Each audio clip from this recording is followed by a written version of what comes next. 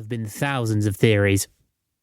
Atlas will reward those who have loved the novel since the beginning, but there is a new story to tell too.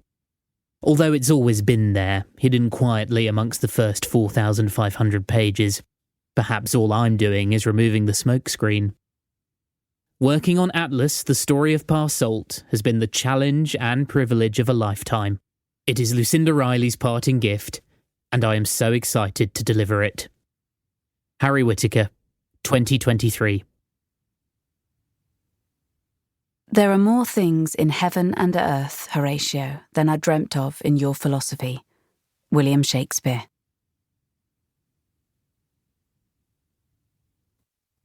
Prologue.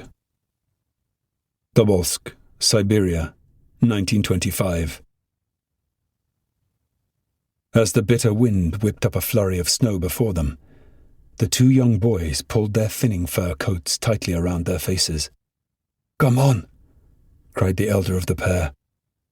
Although he had just turned 11, his voice already possessed a gruff, husky quality.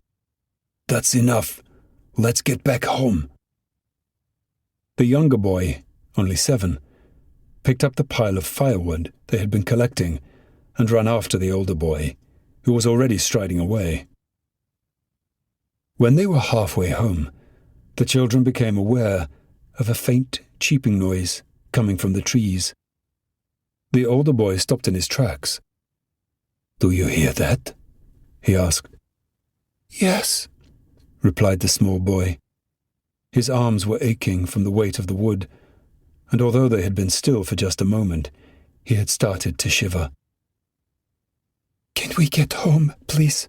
I'm tired." "Don't whine," the older boy snapped. "I'm going to investigate." He made his way to the base of a nearby birch and knelt down. Reluctantly, the smaller boy followed behind. Before them, wriggling helplessly on the hard ground, was a baby sparrow, no bigger than a ruble. "He's fallen from the nest," the older boy sighed. "Or, I wonder. Listen." The pair stood still in the snow, and eventually heard a high-pitched call from above. "Uh-huh. That's a cuckoo." "The bird from the clock?" "Yes. But they are not friendly creatures. The cuckoo lays its eggs in the nests of other birds. Then, when the chick hatches, it pushes the other babies out." He sniffed. "That's what's happened here." "Oh, no."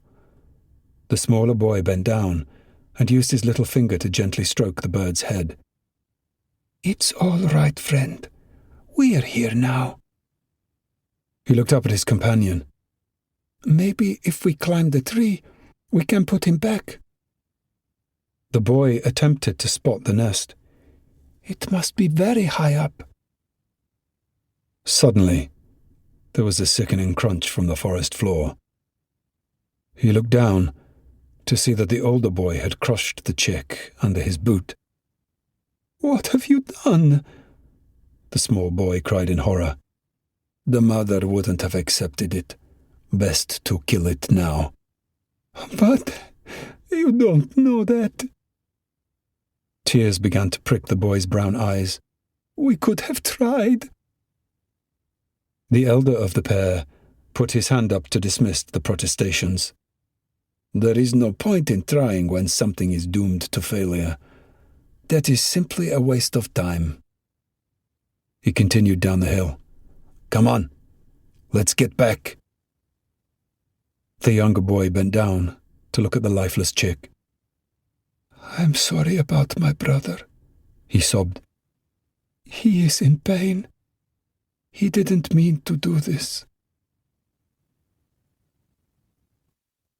The Diary of Atlas, 1928 to 29. 1. Boulogne-Billancourt, Paris, France.